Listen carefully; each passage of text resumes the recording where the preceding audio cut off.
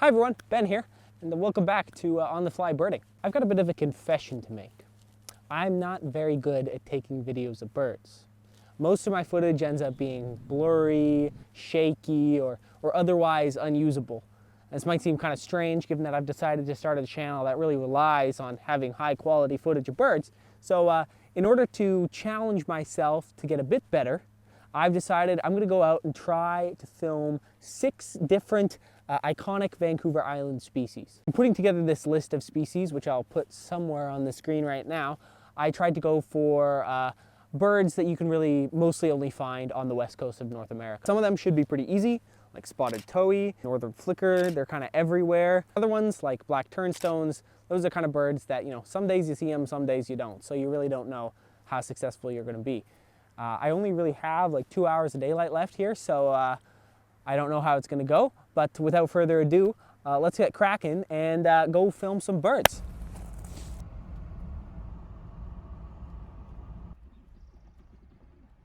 Okay, so I've just pulled into my first spot, which is the Little Qualicum viewing platform thing.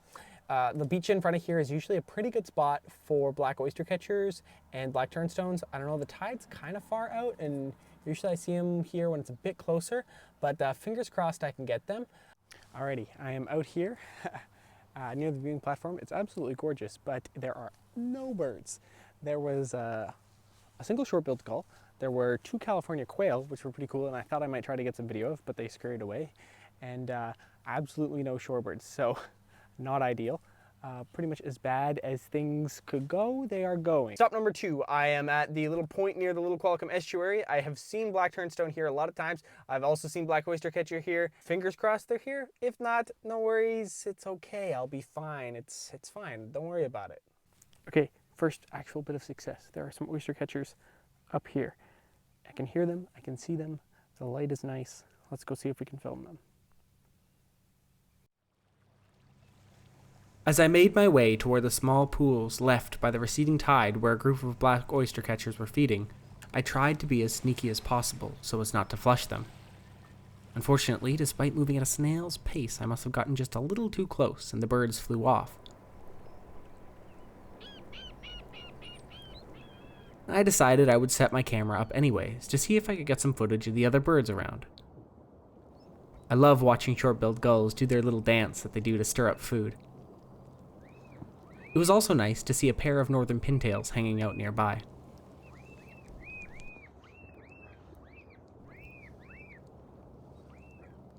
Much to my delight, a few moments later, the oystercatchers returned. Now, just meters away, I did my best to stay as still as possible. Pretty soon, the birds had gotten used to my presence and fed uninterrupted for the next 40 minutes or so. I must admit that this made me forget all about trying to film my other targets. I quickly grew entranced by the oystercatchers and the setting sun. The conditions were perfect, so I decided to stay put and soak it all in.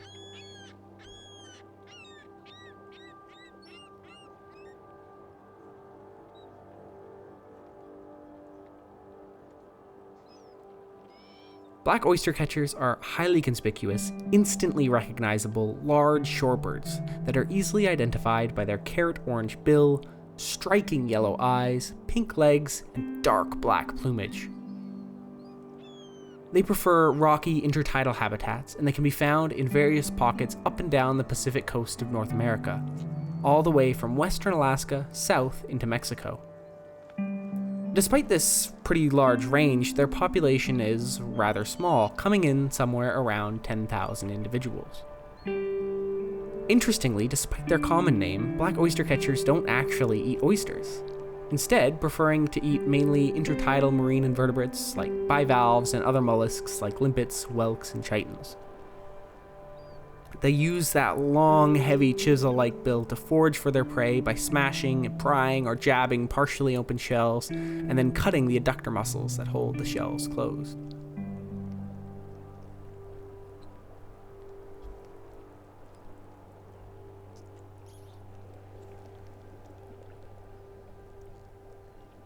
I didn't realize it until I got home and started reviewing my footage, but one of the oystercatchers was sporting some jewelry in the form of 2 green leg bands. Excited by this discovery, I quickly scoured the internet for oystercatcher banding projects nearby and found one based out of SFU.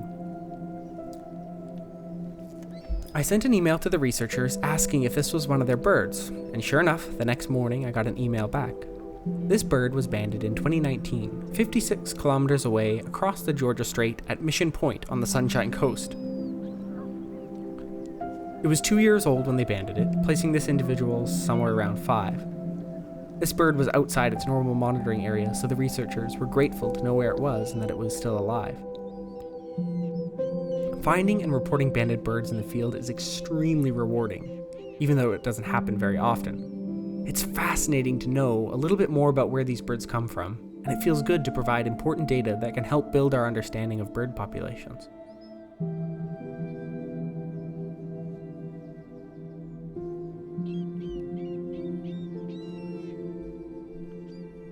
As I sat on the beach, watching the oystercatchers feed in front of the setting sun, I was reminded why I enjoy birding so much. At that moment, everything else faded away. The only thing that mattered was the beauty of what was directly in front of me. It was intensely peaceful.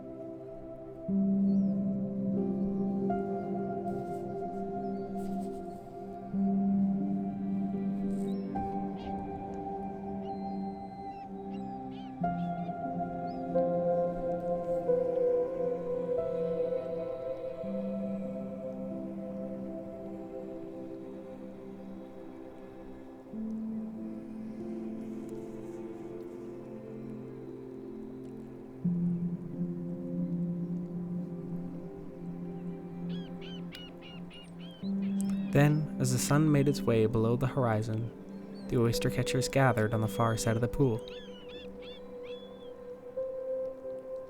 They called out to each other and stretched their wings and prepared to leave.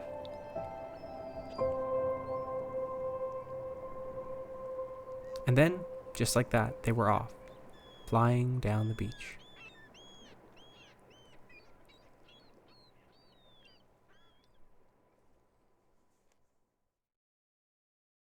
Okay, well that was really incredible.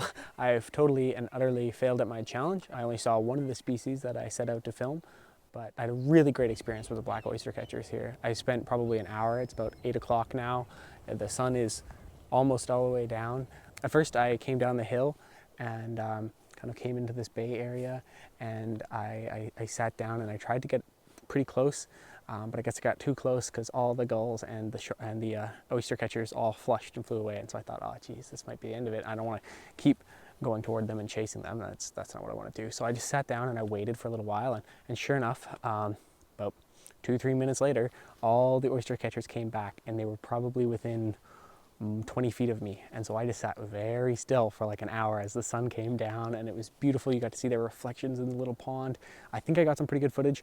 I don't know, only time will tell once I look at it. Even though I didn't complete my challenge that I set out to do, I think I'm really happy with this experience, and I think it's a really important lesson to learn that like quality footage takes time. And if you want to get good footage of birds, you're gonna have to sit and you're gonna have to spend the time with them, and you're gonna have to just take advantage of those moments when you get them, because it's pretty rare.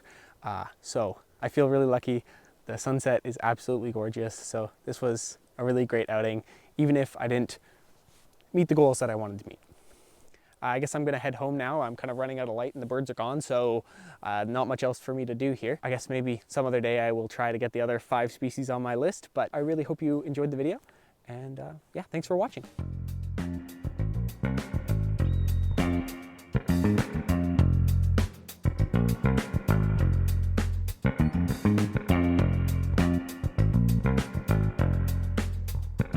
Thank you.